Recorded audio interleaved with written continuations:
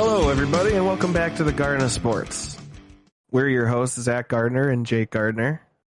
Yo! What's up, my guy? I'm just kind of pumped hockey's back. I haven't been looking because of the cancellation, but Yeah, it's been nice to kind of come back to my team and be able to make moves, and I don't know, kind of missed it. Yeah, it's been a hot minute. If you guys are wondering where we've been the last couple of weeks, we took a week off just because the NHL paused the season for a week, so we just didn't feel like it was necessary 2 weeks, bro. to do an episode. But yeah, now they're back. You know, games are underway. They're still postponing a couple games here and there, but I mean, for the most part, it's all back to normal. Okay. And today we have our hockey Week 12 prep episode. So we're going to go over storylines and surprises of the last 2 weeks, which were pretty crazy. Hopefully your league manager, like if you're on Yahoo or Fantrax or something, was able to like give you guys like a bye week or something so that crazy week didn't count. If you were luckier and in an ESPN league where ESPN changed the settings and made it a 2-week week, that made things a little better. So whatever the case may be for you, hopefully it all worked out all right, and we're going to talk about all that more in just a minute. But we're also going to give you the latest injury news, and we're going to discuss a few buy low, sell high trade targets. And as always, we're going to wrap things up with Scoop 'em Up. And of course, thanks everybody for listening, and we hope you enjoy this week's hockey episode. So, heading over to storylines here, got a couple of things to talk about. Gonna chit-chat with you all here.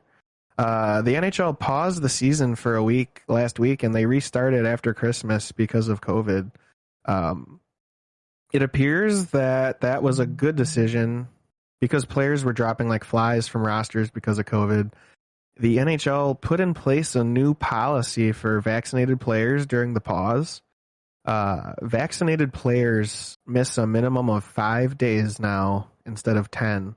So there was something positive to come out of the minor annoyance besides players testing positive. But yeah, that was positive news though. Positive. So hopefully this is all under control. That'll be a little bit better to manage roster wise. Guys don't have to automatically miss 10 days now if they go on the COVID protocol. So that's, I think that's a good thing. What do you think about that, Jake? Yeah, as long as it actually worked. I don't know, I was still reading about guys going into protocols, I thought, but yeah, no, for the most part, it seems there's plenty of guys still going into protocol, but they're just trying to not have guys miss so much time if they're, having minor symptoms and stuff.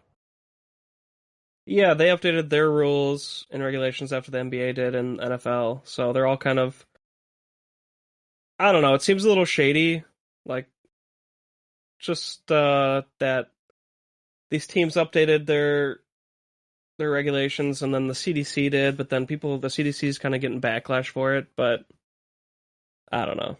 I feel like it's just because these companies and teams and professionals are all kind of over it, and 14 days is so long, they're like, exactly like you're saying, they're like, if he's not sick, then what's the problem? Right. But the thing is, they could still spread it if they're not sick, so it's a whole, I don't know. The same thing's going on in the NFL and the NBA. All these guys are still going into the protocols. Doesn't really matter. It almost feels like you could do nothing. Yeah, eventually in like that's 20. How. Fast forward to 2025.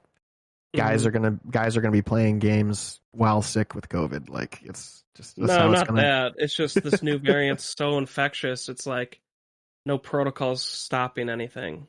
Well, I'm just saying because guys play with colds and flu, still play games all the time. Eventually, that's what it's going to be like with COVID. Once it's kind of levels off and stops mutating and stuff, and just becomes another yearly cold or flu, of which it will eventually. People actually play with the flu? What the fuck? Yeah, I remember Michael Jordan's flu game was like one of the most in the 90s. What does that have to do with? In the 90s. Well, now they say, like, well, yeah, people were a little less worried about that kind of stuff back then. Now it's like Oh. people are, and at least in the NBA, I get reports of like, oh, this player is the flu, he's not playing today. I don't know if the NHL's like Yeah, that, but I don't know. I feel like people play with colds, play while sick a lot. I don't know. But anyways, maybe. that's, this is all just, Yeah, we can move our on to the next expert point. opinions on the Yeah, COVID. our expert Yeah, stuff. We're yeah, experts. yeah. Hell yeah. I know a nurse. Yeah. Next on storylines, James Neal waived by the St. Louis Blues. He's on a 1-year, $750,000 contract. We'll see if anybody picks it up. I doubt that anybody's going to pick it up. He's probably just going to re-sign somewhere for a new deal after he clears waivers. I don't think somebody's going to be putting a claim in for that, but we'll see. I mean, that $750,000 isn't a lot, but I don't know. I feel like a team is going to be like, oh, we can pay him like $300,000 to come finish the year with us or something. So I doubt that anybody's going to be scooping him up like in real life, but we'll see. For sure, for sure. We'll transition over to surprises of the last 2 weeks. So we got a couple of these guys here. Starting it off, Shea Theodore went off. He's been on my. He's been consistently making my buy low list. The last few episodes we've done, just because eventually I knew he was going to start going off, and lo and behold, here it is. He has arrived. Everybody. You probably still have another week where you can send trades over for him, but he's starting to climb up the ranks and everything. He's about to be untradeable, so hopefully you can try and get those last second trades sent over to whoever owns him. But he was the highest scorer of the last 2 weeks. 25.25 fantasy points. He had 2 goals and 3 assists in 4 games, 3 power play points. He's finally carrying a fantasy roster like he was drafted to do, because he wasn't early. He's definitely one of the top 10 defensemen drafted, and he's finally performing like it. So hopefully he'll start giving you some wins. And then over the last 2 weeks, Noah Dobson, the young defenseman on the Islanders, has been great. Finally stepping into that number 1 defenseman role that he's been being groomed for. If he is available at all in your league, scoop him up quick. He had 23.75 fantasy points over the last 2 weeks, 2 goals, 3 assists in 3 games, 2 power play points. You need to get this guy on your team. Heck yeah. Jack Hughes going off, 22.25 fantasy points, 3 goals, 3 assists in 4 games. Surprisingly available in 47% of leagues. Just go check and scoop him up if possible. We'll be talking about he's going to make our scoop list at the end of the episode. And then next, this is kind of a definite surprise name-wise, because he's a guy probably not a lot of people know. Trevor Moore on the LA Kings. 21 fantasy points over the last 2 weeks. 2 goals, 3 assists in 5 games. Yes, you heard that right. 5 points in 5 games. Trevor Moore. Yeah. Getting some power play time on the second unit. Very available if you're looking to stream. He's kind of one of those upside stream guys. Put him in for a week, see how he does. Just probably just a hot streak with him. But we'll just, ride that wave, brother. Yeah. Guessing you already grabbed him. I didn't. I mean, Oh, okay. Not a lot of guys like this can make it onto Zach's team. So this is for sure. This is more moves. This is more moves for like the peasants of our league. They can pick up scraps like this. Yeah. Okay, I'll text Ben. Yeah. So, anyways, Jordan Kiru continues his breakout campaign. Oh yeah. 20.25 fantasy points over the last 2 weeks. I mean, Jesus Christ. 3 goals and 4 assists in 2 games. He's the dude in St. Louis, and shockingly is available in 40% of leagues. You need to go check on this guy. He should be owned. It's a crime that he's only 60% owned. So go check and add this guy to your roster, because this guy is legit. Yeah, he should at least be up to 69, Zach. Yeah, we got to get that up to 69. I got to pump those numbers up, everybody. Come on, let's go. Yeah, let's go. Let's go. Let's go. So now the injury report. You guys might want to, strap in, or this might be a good time to go get a coffee if you don't want to listen to me run off Yeah, injury. they already know their injuries. They're like, this sucks. Yeah, it really sucks. But there's just a ton of information. We've been AFK for 2 weeks. The Garden of Sports podcast. So we got to update you all on everything that's been going on. So, anyways, I'm going to start it off with good news.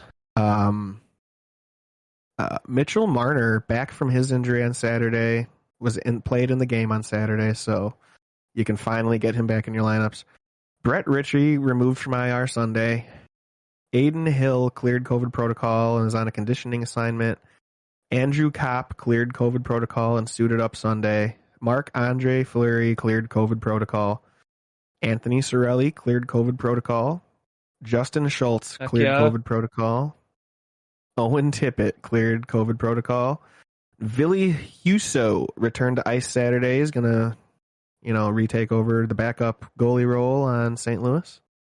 Roman Josi cleared COVID protocol. Colton Sissons, Andrei Vasilevsky, Mikhail Sergachev, William Nylander, Jake Muzzin, Morgan Riley all cleared COVID protocol. And then lastly, Anthony Bouvalier, Jesse Puljujarvi, and Jeff Skinner all cleared COVID protocol. So a lot of guys back. There's like a lot of good players that are back in lineups now.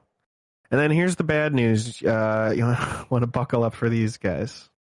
Max Pachuretti underwent wrist surgery, out indefinitely. Not looking good for him. He was back doing amazing after missing the beginning of the season. Then he breaks his wrist. I mean, this guy just can't win. He's amazing whenever he's on the ice. Dougie Hamilton left Sunday's game and will not return undisclosed. Ryan Getzlaff in COVID protocol. Nicholas Backstrom and TJ Oshie out with non-COVID illness. They both are on the Capitals. Artemi Panarin in COVID protocol. Cam Talbot, day-to-day lower body. Vince Dunn out, non-COVID illness. Mike Smith out, undisclosed. We'll be talking about him possibly later. I don't know what to think of Mike Smith these days, the outlook, but Ryan Nugent-Hopkins out, undisclosed. Alexander Romanov in COVID protocol. Got a bunch of guys here in COVID protocol. Jeff Carter, Josh Norris, Mario Ferraro, Jaden Schwartz, Brendan Gallagher, Brock Besser, Jamie Benn, Ryan Suter, Kasperi Kapanen, Trevor Zegras, all in COVID protocol. Brock Nelson and Jason Zucker on IR, or Brock Nelson on IR with COVID. So that means he tested positive, I think is what that means. Jonas Brodin in COVID protocol. Jason Zucker on IR with lower body injury. We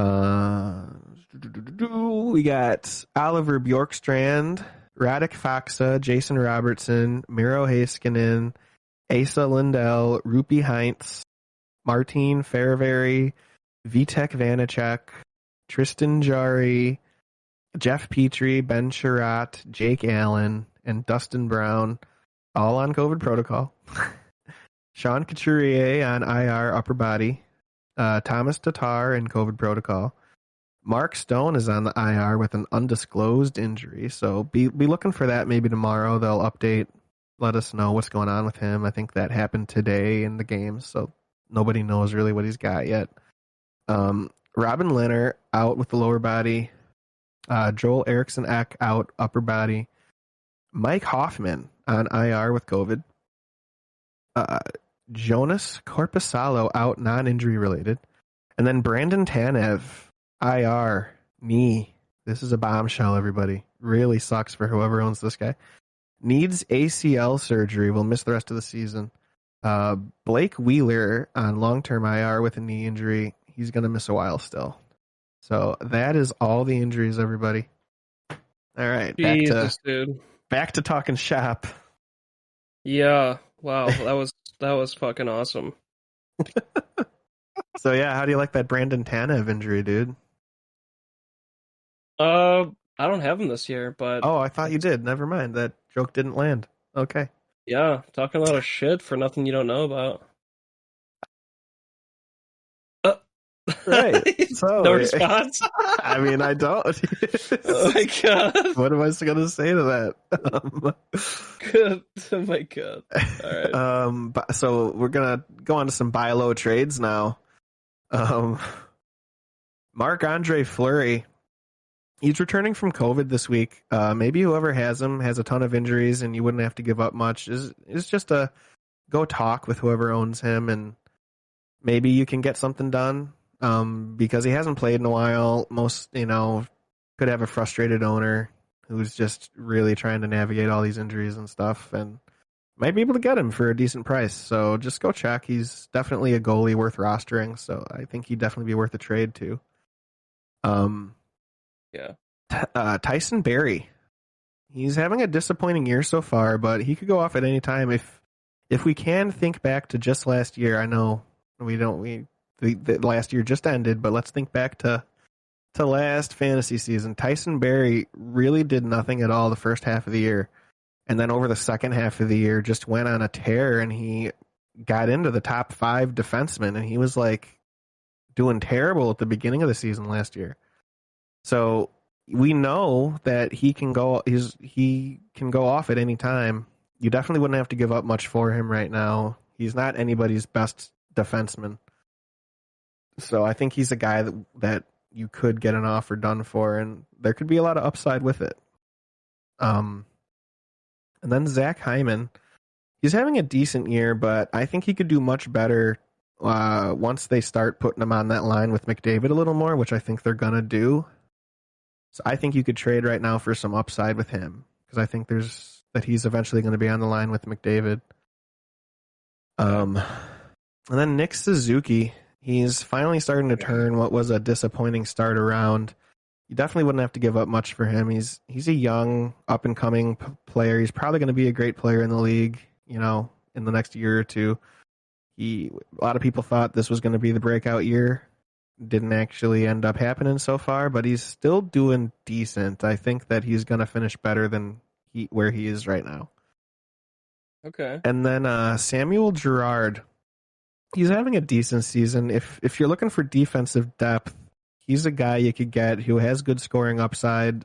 I think this is a guy that a trade would definitely go through. You wouldn't have to give up too much. He's just kind of like a guy that if you have a deep team, he's nice. He'd be a nice piece to round out like a really strong roster. So Okay. I think that would be a guy that if you're really looking just for that little bit of push, I think he's a guy that could do that for you. Mm-hmm. And then just a couple sell highs here. Guys that if you've loved having so far, but I don't think they're going to finish the year as good as they're doing. So these are guys that you might want to try and get rid of at some point. Drake Batherson, young player on Ottawa Senators. I like this kid a lot. Not a big fan of the Ottawa team. They're just not doing great this year. Drake Batherson, I think, is going to start slowing down, coming back down to earth. I think now is your time to trade him at his highest. And then next, Devin Taves. Now, I can listen to arguments as to why you wouldn't want to trade him, but then I can always point you to every other year of his career, and just things don't add up, and it just doesn't make sense in my head how he's doing so good right now. I just can't believe the improvement, honestly, of a guy. It's not like this is like his second or third year in the league. He's been in the league for a while, and he's never shown this kind of skill. So I want to believe it. I mean, it's great. If you own him, you're probably loving it. But also at the same time, I think that you need to be a little realistic with your expectations. That sometimes it can be hard to do because you just keep seeing points and you keep getting wins and you think you got it. But then, 6 weeks down the road, you're like, oh, geez, this guy's done nothing lately. So I just think, you got to have realistic expectations. And right now, you could probably get any kind of trade you wanted with Devin Taves included. He's been so good.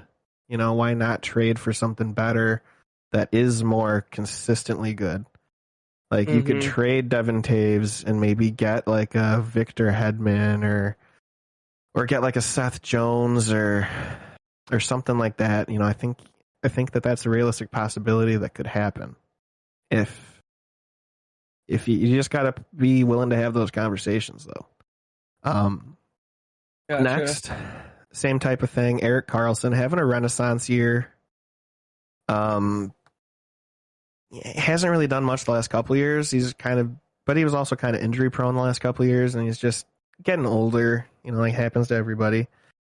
Doing really good this year, but I think he's a guy that you can probably expect those numbers are going to come down a little bit just because of him being older, the team he's on, not a great team. I just think there's a lot of things that make you think that his numbers are going to come down.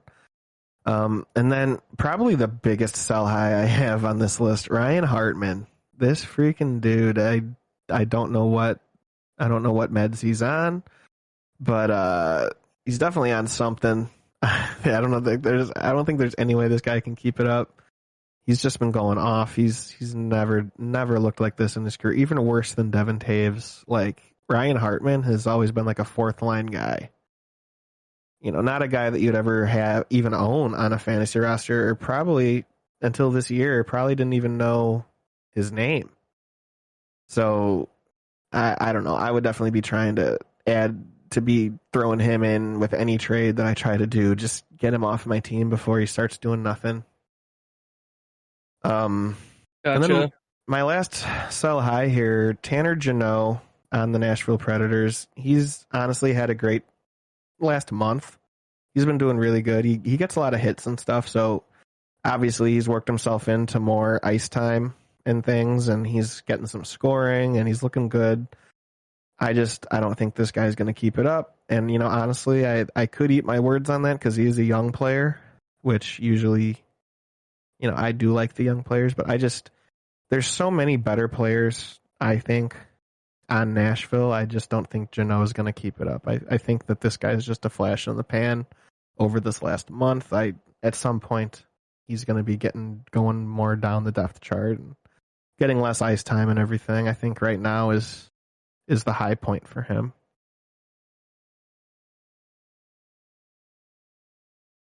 Okay, gotcha.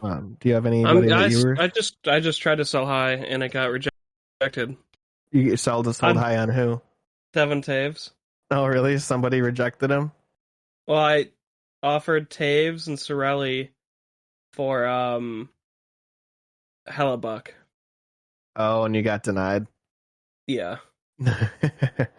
So damn. I don't know how much I could increase for a goalie, though. No, you probably wouldn't. Like I felt like that was a pretty damn good offer, but no, it is a good offer. Yeah, I think Taves. But anyway, I'll probably be negotiating. Yeah, is there anybody else you were thinking about for sell highs? I mean, Shattenkirk's doing good again.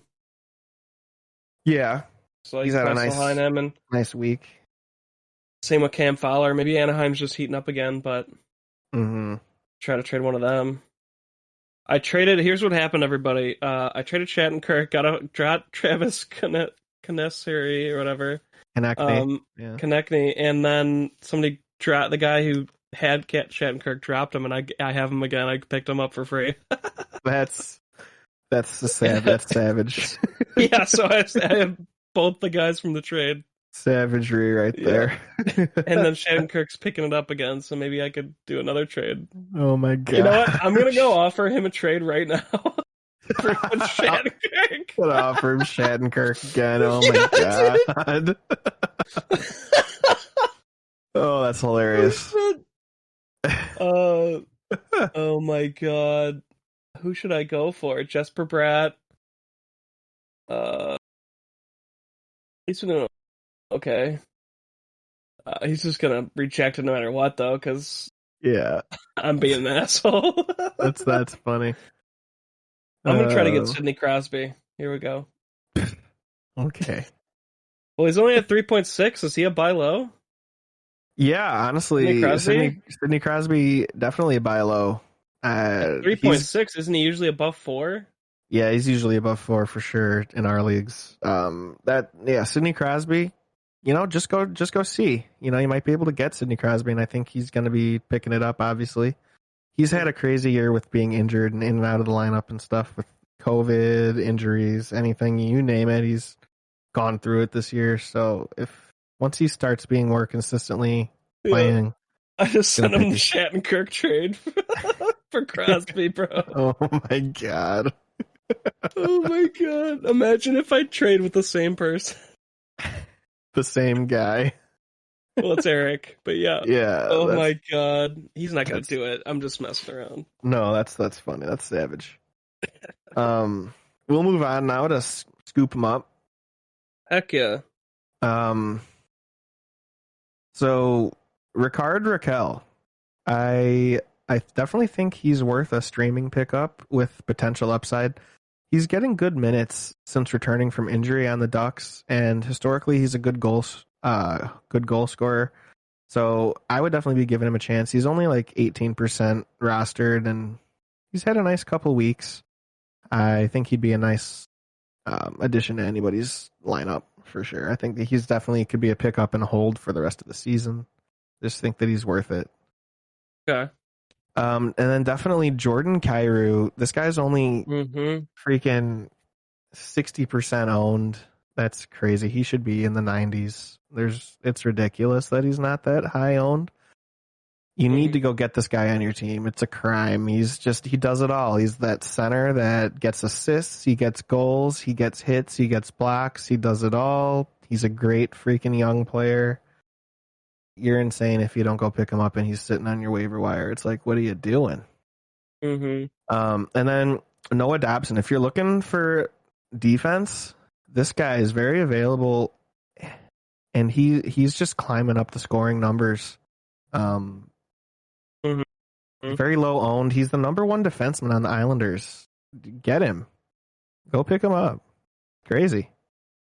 And then Jack Hughes, we talked about him too. He went off over the last week. He is just getting a ton of points. He's just racking them up. Looks like he's over whatever injuries he was dealing with. Go get him. Go scoop him up. Get it done. Okay. And then Trevor Moore. We talked about him. He's on LA. He's getting PP time, getting power play time. Oh no. Give me more. He's getting power play time. It's all about the PP in hockey. Oh my god. And he's enjoying more minutes. He's worth a stream, definitely at the very least. He's got some upside to him. He's a young player. If he can keep it up, that could be a hold, but I wouldn't bank on it. But at least he might get you a win this week. And then TJ Brody had a goal and 2 assists on Saturday. Looks like he's in a little bit of a hot streak here. He's not like a amazing player, but definitely a guy you could stream. And then this next guy I really like this week. Just Sperry Kokonemi, 7 points in the last 5 games, which he's on a 5-game point streak. He's getting more ice time and power play time. Definitely worth a high upside stream. He's a young player. He's one of those guys people talk about in like dynasty leagues. Eventually, he's going to be a star player in the league. A lot of people think. Just go see. See, and he's definitely available. Pick him up. Who knows if he's a hold at this point in his career, but at the very least, he's definitely on a streak right now. For sure. And then next, Damon Severson. He's starting to score some more. He's the defenseman on the New Jersey Devils. He's worth a stream, has some upside to him. He's not like a number one defenseman, but he does get a little bit of power play time, so that makes him a little bit more guy to look at. And then Spencer Knight, keep on the watch list. He does well when he gets a start. He's the backup goalie on Florida. And if Bobrovsky gets hurt, which Bobrovsky's just an older guy and he's kind of an injury-prone dude, if Bobrovsky gets hurt, Spencer Knight's definitely worth an immediate scoop because he puts up good numbers when he actually gets playing time. So Just keep him on your Okay. watch list and see. And then Cam Fowler, he's only 55% owned, and he's on a little hot streak here right now. So I think he'd definitely be worth a little pickup, a little cheeky little move there. Yeah, just at 55% owned, he's had a really good year so far. So Yeah, I mean, and every player goes up and down a little bit, especially in hockey, but right. pretty good year. And then one other deep league move I wanted to ask you about is Duncan Keith. Just since hockey has come back, he's had a couple of pretty good games for the Edmonton Oilers. Yeah, he's been doing great over the last 2 weeks. Getting some more minutes. Got a couple assists, maybe some PP points. Mm-hmm. Kind of doing it all. I don't know. I think he's definitely at least worth. He's just like a deep league stream. Definitely a deep league stream. I was just about to say it could be a stream. For sure. Was anybody else you were thinking about?